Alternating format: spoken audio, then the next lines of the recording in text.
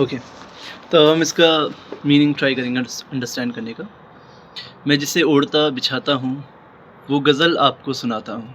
यानी कि वो हमेशा इस ख़्याल में रहता है, क्योंकि हमेशा ओढ़ता बिछाना यानी कि वो हमेशा इसी के बारे में सोच रहा है। वो गज़ल आपको सुनाता हूँ। वो गज़ल जो पोएम है, जो नगमे हैं या पंक्ति है, वो बार-बार उन्हीं के बारे में सोचता रहता है इंसान। एक जंगल है तेरी आँखों में, मैं जहाँ राह भूल जाता हूँ। तो एक जंगल है तेरी आँखों में, जैसे एक जंगल होता है, जब हम उसके अंदर जाते हैं हमें रास्ता कहीं नज़र नहीं आता। चारों तरफ से अगर हम जंगल के बीच में पहुँच जाएँ, तो हमें कौन-सी सही दिशा है वो हमें समझ नहीं आएगा। तो जो कवि है, वो कह रहा है कि जब वो अपनी प्रेमी की आँखों में देखता है, तो वो एक जंगल में खोने का सा महसूस करता है, क्योंकि वो आँखों के अलावा कुछ और नहीं देख पाता। तू किसी रेल सी गुज़रती है, मैं किसी पुल सा थरथराता हूँ। ये लाइन एक्चुअली एक मूवी में भी यूज़ है, मशान नाम की मूवी थी, तो उसके ऊपर एक सॉन्ग भी है, सो वेरी नाइसली पिक्चराइज्ड है ऑल्सो। तो किसी रेल सी गुज़रती है, मैं किसी पुल सा थरथराता हूँ। तो रेल जो होती है वो बहुत पावरफुल होती है, बहुत बड़ी होती है, और जब वो गुज़रती है तो उसके सामने से कोई भी आता है तो वो मतलब ट्रेन अगर रुक गई तो रुक गई, लेकिन इन जनरल ट्रेन के सामने जो आता है वो लाइक नेस्तनाबूत हो जाता है, क्रश्ड। तो वो किसी पुल से थरथराता है। पुल कुछ नहीं कर सकता, पुल रुका हुआ है अपनी जगह पे, पुल हिल भी नहीं सकता अपनी जगह से, बस वो कांपता रहता है। तो पोएट कह रहा है कि जो अब क्योंकि दुष्यंत कुमार जी लड़के हैं तो वो लड़की के लिए लिख रहे होंगे, बट पोएम तो हम रिवर्स जेंडर में भी बोल सकते हैं।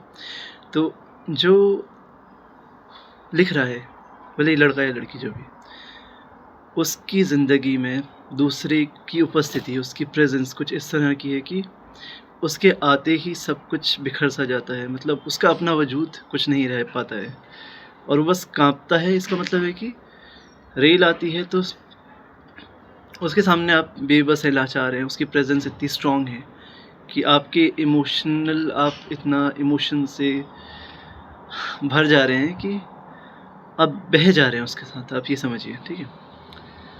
हर तरफ एतराज़ होता है, मैं अगर रोशनी में आता हूँ। हर तरफ एतराज़ होता है, मैं अगर रोशनी में आता हूँ। इसके कई मीनिंग हो सकते हैं कि एक मीनिंग ये है कि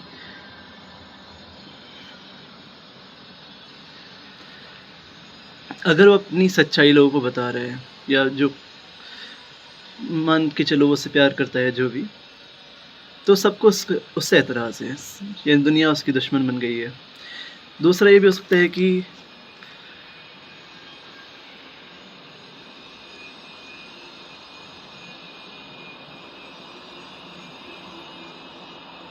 वो अपनी भावनाओं को अपने अंदर रखना चाहता है, क्योंकि जब भी वो किसी को व्यक्त करता है कोई उसे समझ नहीं पाता है, सब लोग उससे एतराज़ ही करते हैं उस चीज़ से। एक बाजू उखड़ गया जब से और ज़्यादा वज़न उठाता हूँ। तो ये काफ़ी लाइक मोटिवेटिंग लाइन की सी है कि जब से उसका बाजू उखड़ गया, मतलब उसे किसी तरह से लोगों ने कमज़ोर किया, उसके कुछ रिसोर्सेज कम कर दिए या कुछ उसकी कैपेसिटी को कमज़ोर कर दिया, कैपेसिटी को, तब वो और ज़्यादा वज़न उठाता है। यानी कि उसकी मतलब उसके अंदर जो जज़्बा है वो बहुत मतलब उसे तोड़ना बहुत मुश्किल है। भले ही उसको लोग तोड़ने की कोशिश करें, गिराने की कोशिश करें, और अगर उसे कमज़ोर भी कर दिया, उसके बाद वो और ज़्यादा प्रयास करता है और ज़्यादा एफ़र्ट डालता है। मैं तुझे भूलने की कोशिश में आज कितने करीब पाता हूँ। ये लाइन मुझे काफ़ी ज़्यादा अच्छी लगी। ऑब्वियसली वो पहले वाली लाइन तो अच्छी थी, but this line I really like. मैं तुझे भूलने की कोशिश में आज कितने करीब पाता हूँ, मतलब वो उसे भूलने की कोशिश कर रहा है और वही उसके दिलो ज़हन में है। जैसे पहली लाइन भी है कि इसको मैं दिन रात ओढ़ता बिछाता हूँ, जिसे मैं ओढ़ता बिछाता हूँ, वो गज़ल आपको सुनाता हूँ। ओढ़ता बिछाता, क्योंकि हम अगर ठंड के दिनों की आप बात करें तो आप हमेशा कंबल में रहेंगे, ओढ़ते रहेंगे एक रजाई या बिस्तर या शॉल जो भी। तो अगर वो उसे भूलने की कोशिश उसकी इतनी ज़्यादा है, क्योंकि वो उससे ज़्यादा इतना उसके ख़्यालों में डूबा है और वो उसे भूलने की कोशिश कर रहा है, उससे बाहर निकलने की कोशिश कर रहा है। तो उसके इमोशंस, उसकी भावनाएँ उसके लिए कितनी गहरी होंगी जब वो ये कोशिश कर रहा है। आज तुझे कितने करीब पाता हूँ, क्योंकि वो उससे इतना ज़्यादा भुलाने की कोशिश कर रहा है। उसका इमोशनल भावनात्मक जुड़ाव उससे इतना ज़्यादा है, उस जुड़ाव की वजह से उसे अपने पास महसूस कर पा रहा है। कौन ये फ़ासला निभाएगा, मैं फ़रिश्ता हूँ, सच बताता हूँ। और वो कह रहा है कि अब ये लेकिन तुम्हें भूलने की कोशिश में कितने करीब पाता हूँ, है तो दूर वो दूसरा शख्स। भले ही इमोशनली भावनात्मक रूप से जुड़ा हुआ है, बट अब ये जो दूरी है उसको कौन भर पाएगा? उस फ़ासले को कौन निभाएगा? तो उस दूरी या जो उनके दरमियान दूरी है, उसको कम कौन कर पाएगा? मैं या फिर उस गम को कौन चीज़ भर पाएगी? मैं फ़रिश्ता हूँ, सच बताता हूँ। और वो आखिर में ये कहना चाह रहा है कि मैं जैसे फ़रिश्ते सच बोलते हैं, भगवान, देवता, वो झूठ नहीं बोलते। तो कह रहे हैं मैं भी मेरा सच उस तरह का सच है कि मैं झूठ नहीं बोल रहा हूँ, मैं सच बोल रहा हूँ।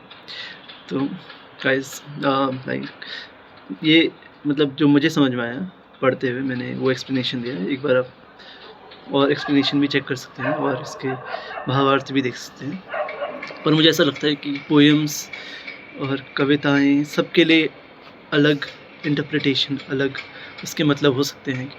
और यही पोएम की एक ख़ास बात है कि उसका कई बार फ़िक्स मीनिंग होता है, कई बार फ़िक्स मीनिंग नहीं भी होता।